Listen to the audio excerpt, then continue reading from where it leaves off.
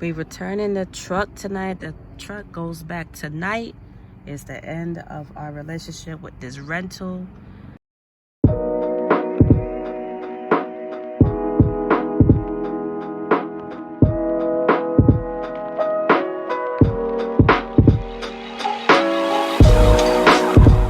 I know you're probably thinking about getting into the box truck business, and I'm not mad at you. Get your coins. But what I will share in this video, my mistakes that I've made while having a box truck business and giving you the information so you don't fuck up. Okay, let's go. Question number one.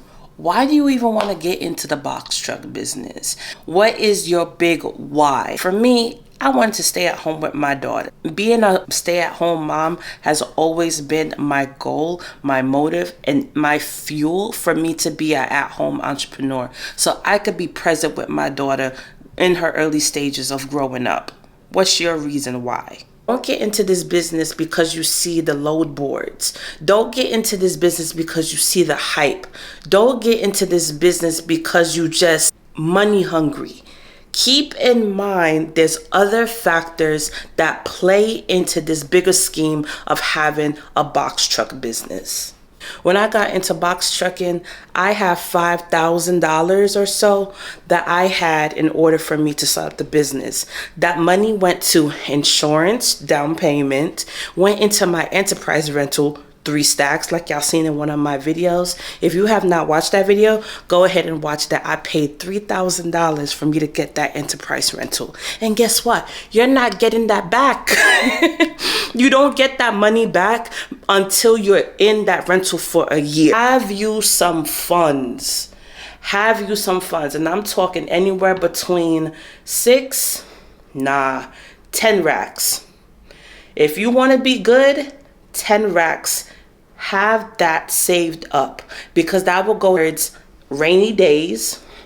Let me sit down for this one. If you're going the rental route, you're gonna need 3 stacks off rip. As insurance goes, you're gonna need at least $1,500 right there. My insurance for my truck was $2,400 for the truck. My situation when I had the rental, there was def leakage, and that def leakage adds up. Even though when you go to the pump it's like $20, $30, but we had a def leak, and that resulted in over $500 of money that we were putting into the business. If you did not make enough money in your rental because the rental is costing so much for you to pay for your insurance on the back end in case things happen. Don't get into the box truck business. Don't get into transportation if you do not have any loopholes or areas or a safety net fund, because you're going to feel it, whether it be in maintenance, whether it be in gas, whether it be just things that happen. If you don't have your safety net, it's easy for your authority to go down. It's easy for you to cease work, period. Calculate your rate per mile. What is it going to cost in order for you to operate your business? If you got a rental, like I did, how much is it going to cost you to run that truck? What I mean is, what is your dollar mile that you're not going to move less than? If a load on Amazon load board is going for $1.90, but it takes you at least $2.30 for you to move, what is your rate per mile? And you just got to calculate, what is it going to make sense for you to move that truck?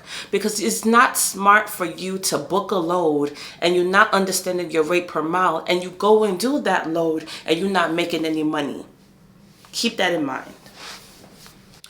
Also, I want to address, are you going to be doing this yourself? If you're going into this business, I suggest doing it with somebody, because somebody with experience, somebody that has know-how. Because if you're coming to this business and thinking that it's going to be all sunshine and rainbows, you're in for a rude awakening. You are now a business owner. You have to make decisions that is right for you and your company. You have to keep your business running. And what are you going to do to keep it running? Because if you're not knowledgeable successful in this line of work. I've been in transportation and logistics for 10 years and things happen. So that's why it's also good to have a partner or somebody that does have some type of knowledge who can foreshadow and see the pitfalls so you don't have to make them yourself. I understand that we want to be entrepreneurs, we want to be self-made, but you don't do anything alone. You don't go far alone,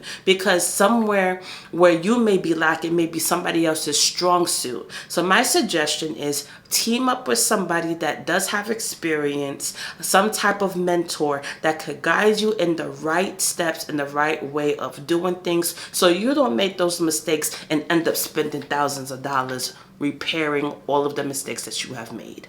Ask yourself, do you need a driver? Are you going to be running the loads?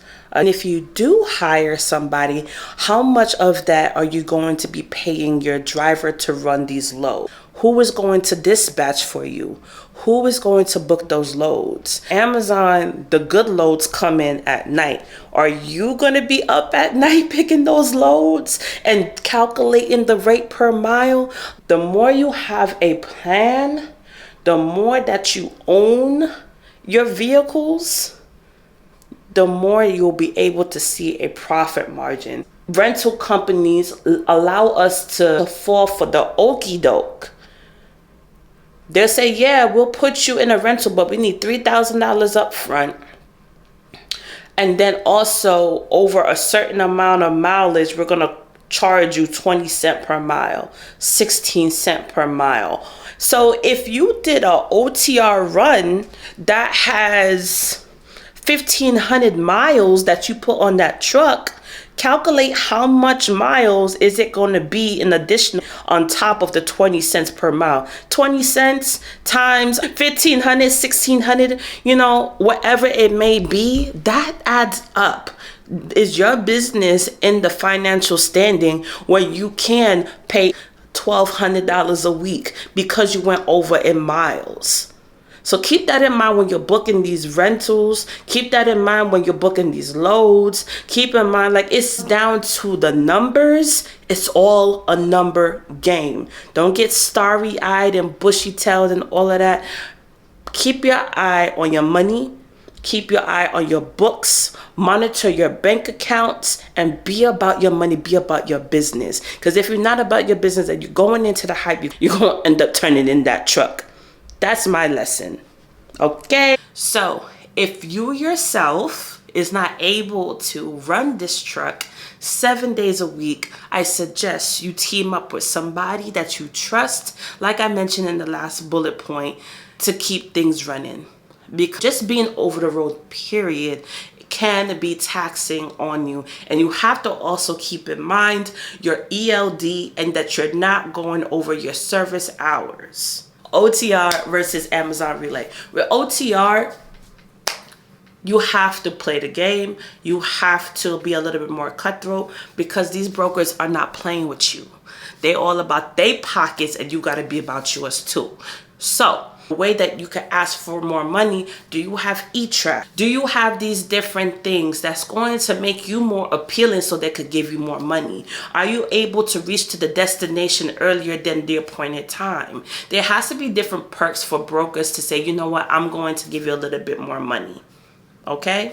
Having one load and think that's okay for the day ain't gonna cut it. It's gonna feel good that you almost racked in $1,000 or $1,500, $1,900, whatever the case that the load may be. But no, partial that joint up, because if you can calculate where it's going and pick up a load on the way, that's gonna be a big shift in how much money that you make because you're partialing up your loads. If one load is $1,500 and it's only taking up a section of your truck, get another load. Since these loads are going really low anyway, you have to compound your loads in order to make that profit. And be careful, because some brokers are going to tell you that we don't want no other loads on that truck but our own. So be aware of that. I will go into a whole nother video regarding dealing with brokers and OTR. I have the business model where I have a driver that is doing the OTR and I would do my Amazon runs. Everybody has a different business model. What is your business model that you want to do? Do you want to do local? Do you want to do Amazon Relay? Do you want to do OTR? The better that you have an understanding of what is it that you want to do, what type of business model that you're going to do going into this, the more solid you will be. Don't subscribe to the hype, because I fed into the hype of like, yo, you could get all this bread, but it comes down to strategy.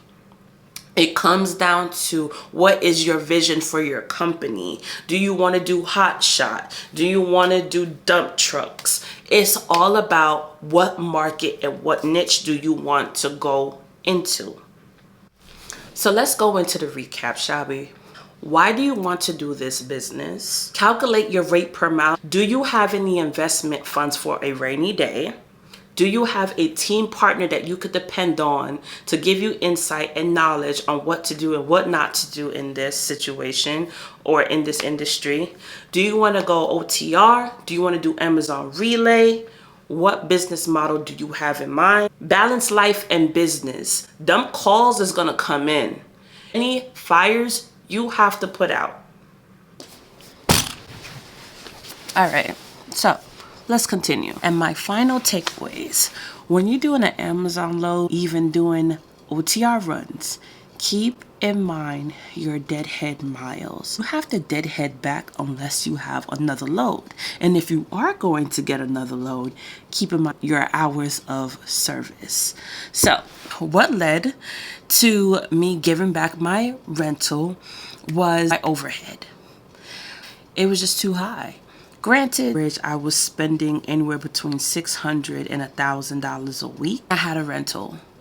That rental was taking $800 to $1,200 a week. My average rate per mile was $2.15 to $2.30. So when I would book my Amazon loads, I will book ones that was $2.60, $2.80.